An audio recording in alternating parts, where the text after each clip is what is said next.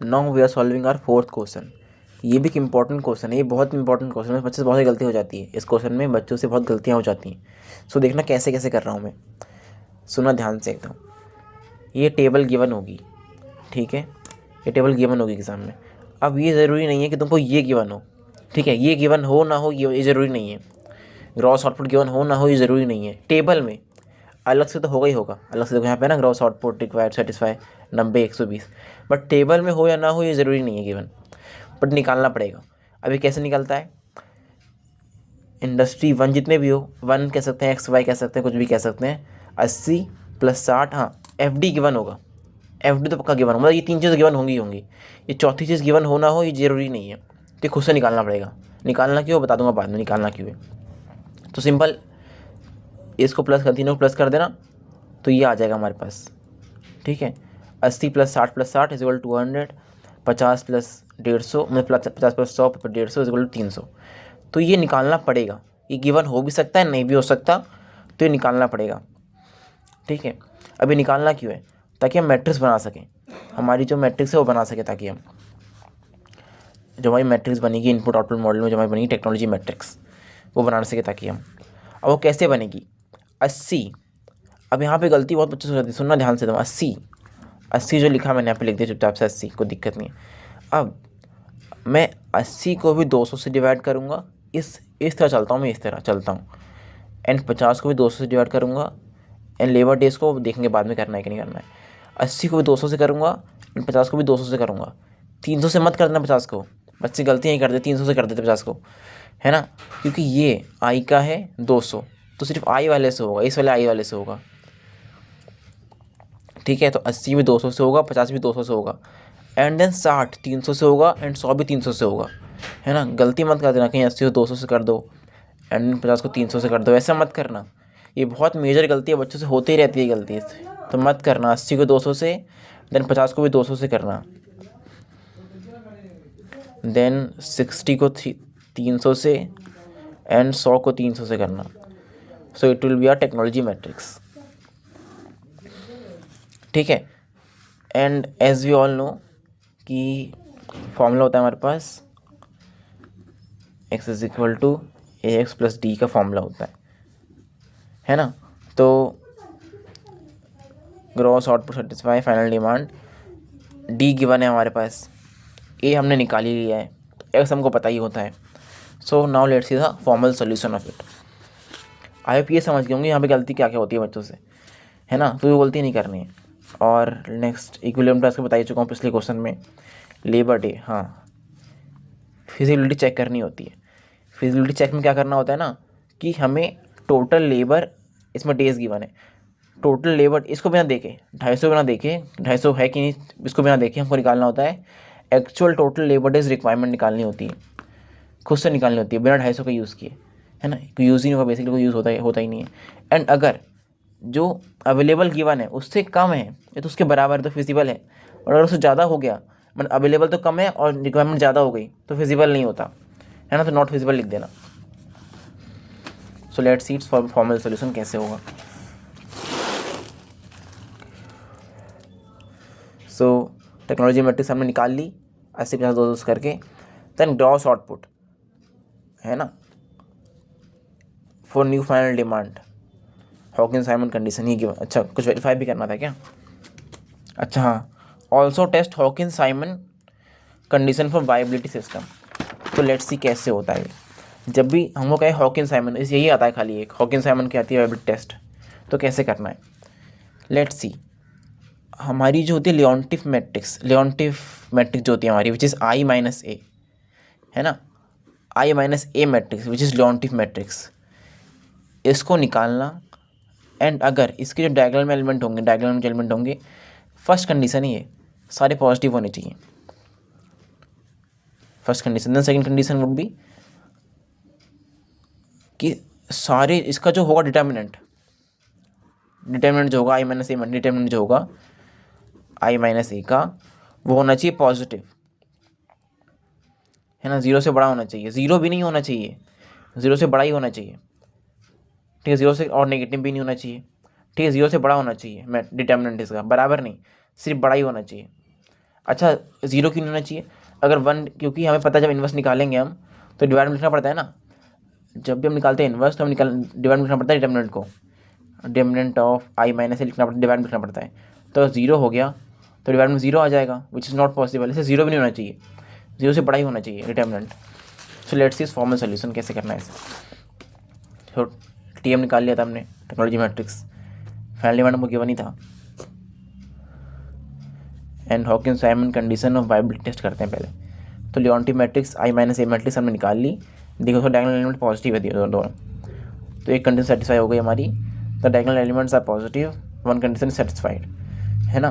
Then determinant जो कि निकाला मैंने, तो y is 0.35 which is greater than zero, so the determinant is positive, second condition is also satisfied, system is viable.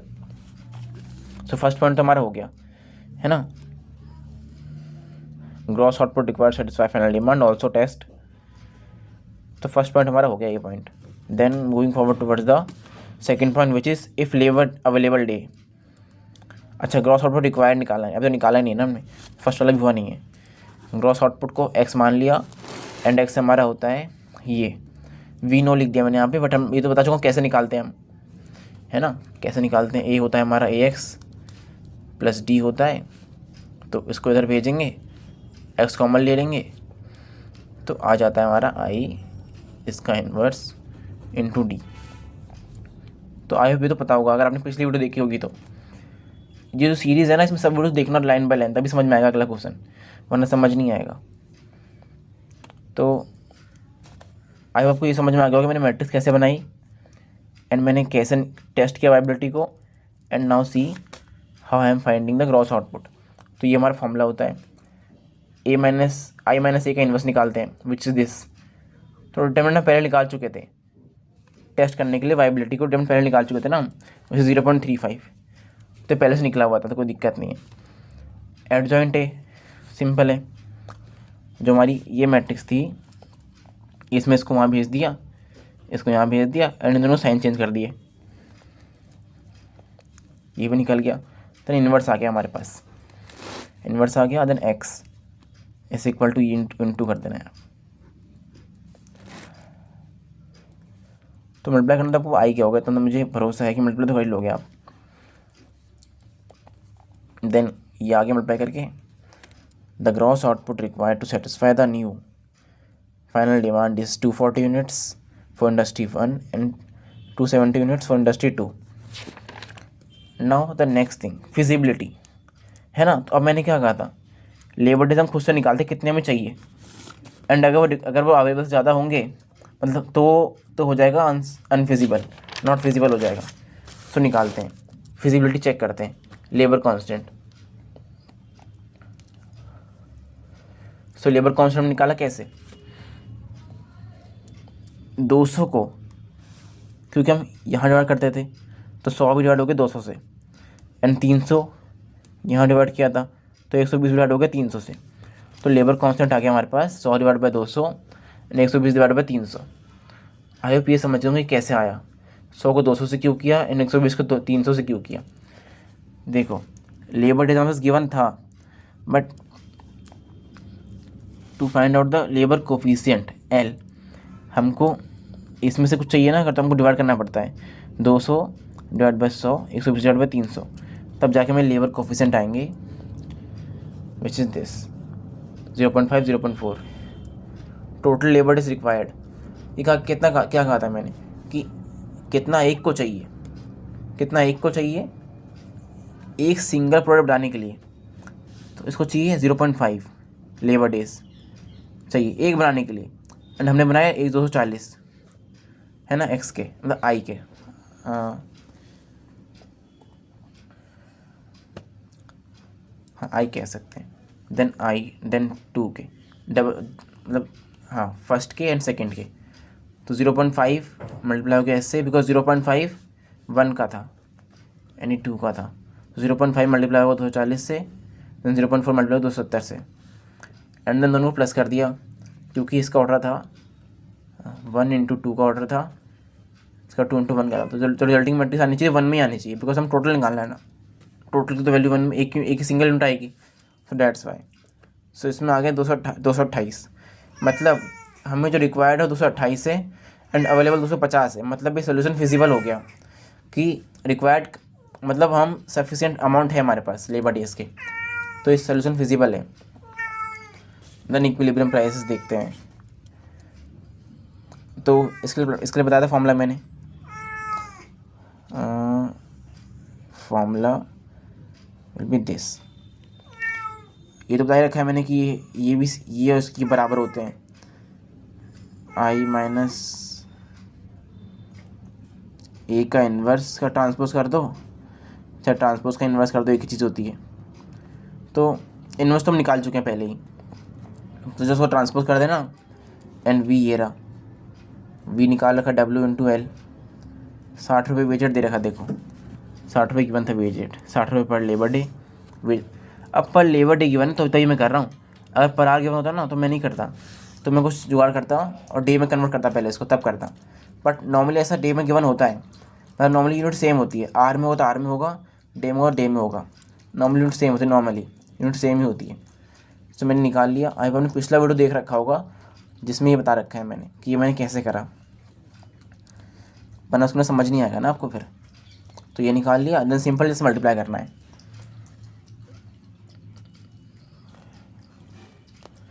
Simple जैसे multiply कर देना। देन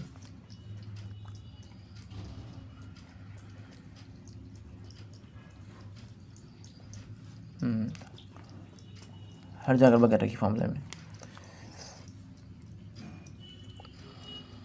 इतनी गड़बड़।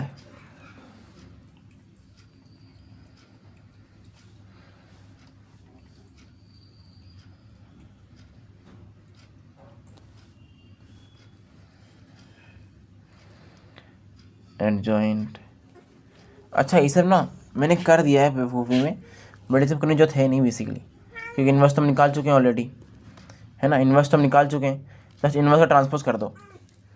ये सब करने जो थे नहीं, जस्ट इन्वर्स का ट्रांसपोज कर दो। वी निकाल लिया हमने, ये देखो मत, वी निकाल लिया हमने, वी निकला हुआ है हमारे पास, इन्वर्स निकला हुआ था विच इज़ दिस वन।